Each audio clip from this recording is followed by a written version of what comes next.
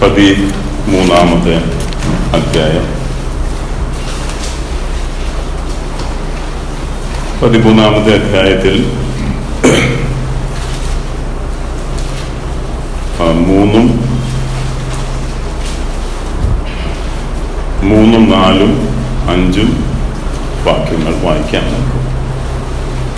പിതാവ് സകലവും തന്റെ കയ്യിൽ തന്നിരിക്കുന്നുവെന്നും താൻ ദൈവത്തിന്റെ അടുക്കൽ നിന്ന് വന്നു ദൈവത്തിന്റെ അടുക്കൽ പോകുന്നു എന്നും യേശു അറിഞ്ഞിരിക്കെ അത്താഴത്തിൽ നിന്നും എഴുന്നേറ്റ് വസ്ത്രം ഊരിവെച്ച് ഒരു തുവർത്തെടുത്ത് അരയിൽ ചുറ്റി ഒരു പാത്രത്തിൽ വെള്ളം പകർന്ന് ശിഷ്യന്മാരുടെ കാൽ കഴുകുവാനും അരയിൽ ചുറ്റിയിരുന്ന തുണി കൊണ്ട് തുവർത്തുവാനും തുടങ്ങി.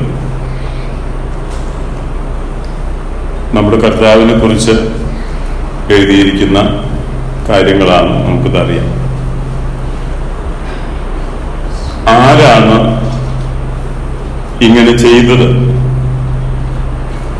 നമുക്ക് യെശയ്യാ പ്രവാചകന്റെ പുസ്തകത്തിലേക്ക് പോകാം. യെശയ്യാ പ്രവാചകന്റെ പുസ്തകം 6-ാമത്തെ അധ്യായം. നമുക്ക് എല്ലാവർക്കും വളരെ സുപരിചിതമായ വേദഭാഗമാണല്ലോ അത്. 6-ാം അധ്യായത്തിന്റെ 1 മുതൽ ഉള്ള വാക്യങ്ങളിൽ നാം വായിക്കുന്നു: ഉസിയാ രാജാവ് മരിച്ച ആണ്ടിൽ കർത്താവ് ഉയർന്നും പൊങ്ങിയുള്ള സിംഹാസനത്തിൽ ഇരിക്കുന്നത് ഞാൻ കണ്ടു. അവിടുത്തെ വസ്ത്രത്തിന്റെ വിളുമ്പുകൾ മന്ദിരത്തെ നിറച്ചിരുന്നു. സറാഫുകൾ അവിടുത്തെ ചുറ്റും നിന്നു. ഓരോരുത്തന് 6 ചിറകുണ്ടായിരുന്നു. 2 കൊണ്ട് അവർ മുഖം മൂടി, 2 കൊണ്ട് കാൽ മൂടി, 2 കൊണ്ട് പറന്നു. ഒരുത്തനോടൊരുത്തൻ സൈന്യങ്ങളുടെ യഹോവ പരിശുദ്ധൻ, പരിശുദ്ധൻ, പരിശുദ്ധൻ, സർവഭൂമിയും അവിടുത്തെ മഹത്വം കൊണ്ട് നിറഞ്ഞിരിക്കുന്നുവെന്ന് ആർത്തു പറഞ്ഞു. അവർ ആർക്കുന്ന ശബ്ദത്താൽ ഉമ്മരപ്പിടികളുടെ അടിസ്ഥാനങ്ങൾ കുലുങ്ങി ആലയം പുക കൊണ്ട് നിറഞ്ഞു. അപ്പോൾ എനിക്ക് അയ്യോ കഷ്ടം, ഞാൻ നശിച്ചു. ഞാൻ ശുദ്ധിയില്ലാത്ത അധരങ്ങളുള്ള ഒരു മനുഷ്യൻ, ശുദ്ധിയില്ലാത്ത അധരങ്ങളുള്ള ജനത്തിന്റെ നടുവിൽ വസിക്കുന്നു. എന്റെ കണ്ണ് സൈന്യങ്ങളുടെ യഹോവയായ രാജാവിനെ കണ്ടുവല്ലോ എന്ന് പറഞ്ഞു. അപ്പോ ഈ സിംഹാസനത്തിൽ യെശയ്യാവ് ആരെയാണോ ദർശിച്ചത്? നമുക്ക് ഒരുപാട് സമയം നമ്മുടെ മുൻപിലില്ല. അവിടെ നമ്മുടെ കർത്താവിനെ കുറിച്ച് നാം കാണുന്നു. അവിടുത്തെ വസ്ത്രത്തിന്റെ വിളുമ്പുകൾ മന്ദിരത്തെ നിറച്ചിരുന്നു. നമ്മുടെ കർത്താവിന്റെ വസ്ത്രത്തെ കുറിച്ച് സങ്കീർത്തനത്തിൽ പറയുന്നുണ്ട്: പ്രകാശത്തെ വസ്ത്രമായി ധരിക്കുന്ന ദൈവം എന്ന് നാം കാണുന്നുണ്ട്. പ്രകാശത്തെ വസ്ത്രമായിട്ട് ധരിക്കുന്ന മഹാദൈവം.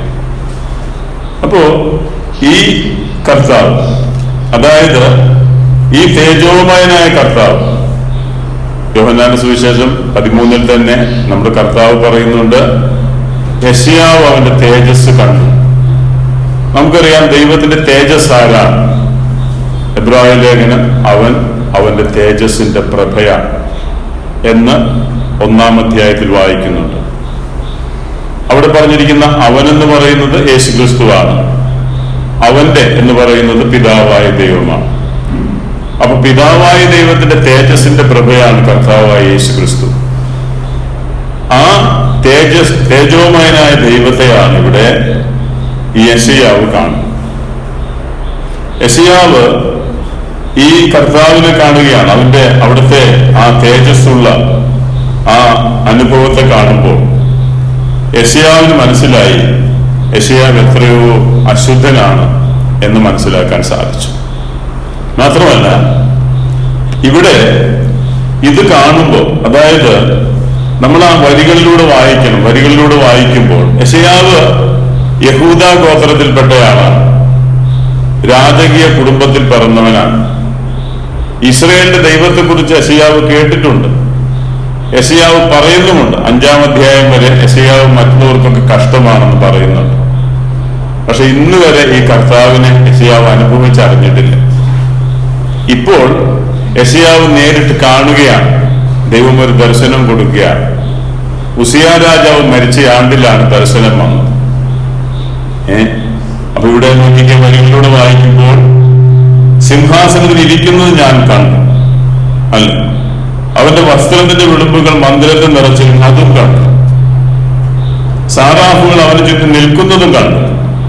ഒരു ചലനവും യെശയ്യാവിന് സംഭവിച്ചിട്ടില്ല. വരികളിലൂടെ വായിക്കണം നമ്മൾ, വരികളിലൂടെ നമ്മൾ മുൻപോട്ട് പോകണം. ഓരോരുത്തരും 6 ചിറകുണ്ടായിരുന്നു. 2 കൊണ്ട് അവർ മുഖം മൂടി, 2 കൊണ്ട് കാൽമൂടി, 2 കൊണ്ട് പറന്നു. ഇതൊന്നും കണ്ടപ്പോൾ യെശയ്യാവിന് ചലനമൊന്നുമില്ല കേട്ടോ. എന്നാൽ എപ്പോഴാണ് ചലനം ഉണ്ടായത്? സാറാഫുകൾ ആരാധിക്കുന്നത് കണ്ടു, അല്ലെ? എങ്ങനെ ആരാധിച്ചു? അവർ 2 കൊണ്ട് മുഖം മൂടി, 2 കൊണ്ട് പാദം മൂടി, 2 കൊണ്ട് പറന്ന് പറയുക. എന്തോ പറയുന്നത്? സൈന്യങ്ങളുടെ ദൈവമായ യഹോവ പരിശുദ്ധൻ, പരിശുദ്ധൻ, പരിശുദ്ധൻ. എന്നിട്ട് പറയുന്നു എന്ന് ആർത്തു പറഞ്ഞു. അവർ ആർക്കുന്ന ശബ്ദത്താൽ ഉമ്മരപ്പടികളുടെ അടിസ്ഥാനങ്ങൾ കുലുങ്ങി, ആലയം പുക കൊണ്ട് നിറഞ്ഞു. 5-ാം വാക്യം നോക്കിക്കുക. അപ്പോഴാണ് ചലനമുണ്ടായത് കേട്ടോ. ഈ ദൈവത്തെ ആരാധിക്കേണ്ടതുപോലെ അവർ ആരാധിക്കുക. ആര്? സാറാഫുകൾ. നമുക്കറിയാം സാറാഫുകളൊന്നും വീണ്ടെടുക്കപ്പെട്ടവരൊന്നും അല്ല കേട്ടോ. അവര് ദൈവത്തിന്റെ സൃഷ്ടികളാണ്. അവർക്ക് വേണ്ടി കർത്താവ് മരിച്ചിട്ടില്ല. എന്നിട്ടും അവർ ആർക്കുന്നു. ഏറ്റവും അധികം ആർപ്പിടേണ്ടത് ആരാ? ഈ കർത്താവിന്റെ രക്തത്താൽ വീണ്ടെടുക്കപ്പെട്ട ദൈവജനമാണ് ഏറ്റവും അധികമായിട്ട് ആർപ്പിടേണ്ടത്. സറാഫുകളല്ല, വീണ്ടെടുക്കപ്പെട്ട ദൈവജനം. കാരണം അത്രമാത്രം കർത്താവ് നമ്മെ സ്നേഹിച്ചു. ദൈവത്തിന് സ്തോത്രം. അപ്പൊ ഞാൻ പറഞ്ഞു വരുന്നത്, ഇവിടെ ഈ വസ്ത്രം കണ്ടപ്പോൾ, ഈ തേജോമയനായ ദൈവത്തെ കണ്ടപ്പോൾ, ആ കർത്താവിനെ ആരാധിക്കുന്നത് കണ്ടപ്പോൾ ഈ മനുഷ്യൻ വിറച്ചുപോയി. ഈ മനുഷ്യൻ പറഞ്ഞു, അയ്യോ ഞാൻ അശുദ്ധ മനുഷ്യൻ. ഈ യോഹന്നാന്റെ സുവിശേഷത്തിൽ നമ്മൾ കണ്ടത് ഇതേ ആളെ. ഈ തേജോമയനായ ദൈവം സ്വർഗം വിട്ട് ഭൂമിയിലേക്ക് ഇറങ്ങി വന്നു. ഇവിടെ രണ്ടാമതും തന്റെ വസ്ത്രം ഊരി വെക്കുന്നുണ്ട്. അവിടുത്തെ വസ്ത്രം ഊരി വെച്ചു. എവിടത്തെ വസ്ത്രം? ഉയർന്നും പൊങ്ങിയുള്ള സിംഹാസനത്തിൽ ഇരിക്കുമ്പോൾ ഉള്ള വസ്ത്രമുണ്ടല്ലോ, അതെല്ലാം ഉരിഞ്ഞു കളഞ്ഞു, അതെല്ലാം ഉരിഞ്ഞു മാറ്റി വെച്ചു. ആ മഹത്വം വിട്ട് അവിടുന്ന് സ്വർഗം വിട്ട് ഭൂമിയിലേക്ക് ഇറങ്ങി വന്നു. ഇവിടെ ഒരു ദാസനെ പോലെ ജീവിച്ചു. കൊച്ചുകുഞ്ഞുദേശ് പറയുന്നുണ്ട്, സ്വർഗസിംഹാസനവും താതന്റെ മാർവിടവും ദൂതന്മാരുടെ സേവയും വിട്ടേച്ച് ഒരു ദാസനെ പോലെ എന്റെ പാപശാപങ്ങൾ ശിരസിലേറ്റുവാൻ പൊന്നേശു തമ്പുരാൻ ഈ ഭൂമിയിലേക്ക് ഇറങ്ങി വന്നു. ദൈവത്തിന് സ്തോത്രം. ഇത് കാണുമ്പോൾ, ഇത് വായിക്കുമ്പോൾ എങ്ങനെ ആരാധിക്കാതിരിക്കും? എങ്ങനെ മഹത്വപ്പെടുത്താതിരിക്കും? ഒരു ദാസനെ പോലെ നോക്കിക്കേ, ഒരു അടിമയെ പോലെ. അടിമകളാണ് കാല് കഴുകുന്നത്. ആ വസ്ത്രം ഊരി വെച്ചിട്ട് എഴുന്നേറ്റ്, ആ വസ്ത്രം ഊരി വെച്ചിട്ട് ഒരു തുവർത്തലിന്റെ അരയിൽ ചുറ്റി ഒരു പാത്രത്തിൽ വെള്ളം പകർന്ന് ശിഷ്യന്മാരുടെ കാൽ കഴുകുവാനും അരയിൽ ചുറ്റിയിരുന്ന തുണി കൊണ്ട് തുവർത്തുവാനും തുടങ്ങി. എന്തൊരു താഴ്മ, എന്തൊരു താഴ്മ, എന്തൊരു സ്നേഹം, എന്തൊരു ത്യാഗം! ഇത് ഒരു പാട്ടുണ്ടല്ലോ അങ്ങനെ. ആ മഹിമയെല്ലാം വിട്ടിറങ്ങി ഈ ഭൂമിയിലേക്ക് വന്നു. ആർക്ക് വേണ്ടി വന്നു? നമുക്ക് വേണ്ടി വന്നു. പൗലോസ് പറയുന്നുണ്ട്, എന്നെ സ്നേഹിച്ച് എനിക്ക് വേണ്ടി തന്നെത്താൻ ഏൽപ്പിച്ചു കൊടുത്ത ദൈവപുത്രങ്ങളുടെ വിശ്വാസത്താൽ അത്രേ ഞാനിപ്പോൾ ജീവിക്കുന്നത്. പൗലോസിന് വേറെ ഒന്നും ഉണ്ടായിരുന്നില്ല. പൗലോസിന്റെ മനസ്സിൽ യേശുക്രിസ്തു മാത്രം നിറഞ്ഞു നിൽക്കുന്നു.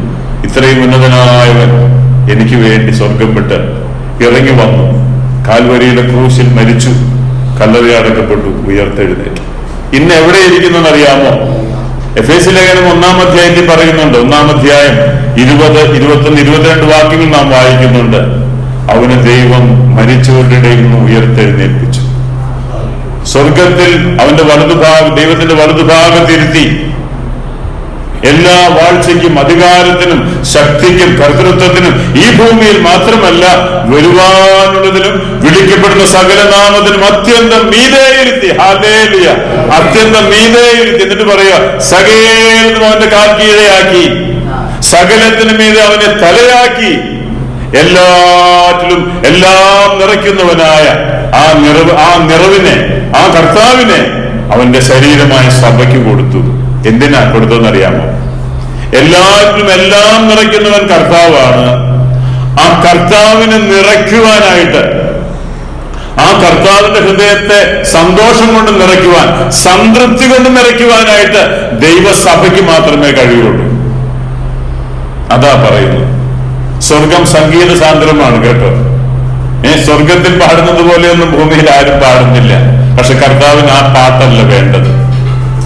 കർത്താവിന് വേണ്ടത് ദൈവജനത്തിന്റെ ആരാധനയാണ്. തന്റെ രക്തത്താൽ വീണ്ടെടുക്കപ്പെട്ട ദൈവമക്കളുടെ ആരാധനയാണ്, സ്തുതിഗീതങ്ങളാണ്.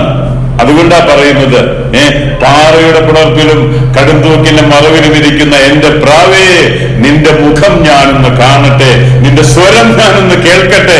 നമ്മുടെ മുഖം കാണുവാൻ, നമ്മുടെ സ്വരം കേൾക്കുവാൻ നമ്മുടെ കർത്താവ് നമ്മുടെ മധ്യ ഇറങ്ങി വന്നിട്ടുണ്ട്. നമുക്ക് കർത്താവിനെ മഹത്വപ്പെടുത്തുവാനായിട്ട് സാധിക്കണം. എന്നെ വീണ്ടെടുത്ത, എനിക്ക് വേണ്ടി സ്വർഗം വിട്ട് ഭൂമിയിലേക്ക് വന്ന, എനിക്ക് വേണ്ടി കഷ്ടാനുഭവങ്ങളാൽ തികഞ്ഞവനായി തീർന്ന എന്റെ കർത്താവിനെ ഞാൻ ആരാധിക്കും.